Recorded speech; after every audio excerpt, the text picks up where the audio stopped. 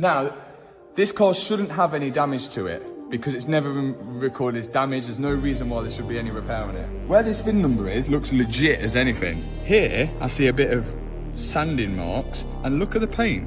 Here you can see a massive difference. That's OEM paint, and that has been rubbed down or painted. What I don't understand is they've painted this bit, or this bit has come off a Yasmarina blue car, that's one that's maybe come off in Cyprus, and they've put this in, and it could have been Yasmarina blue, slightly different on the inside.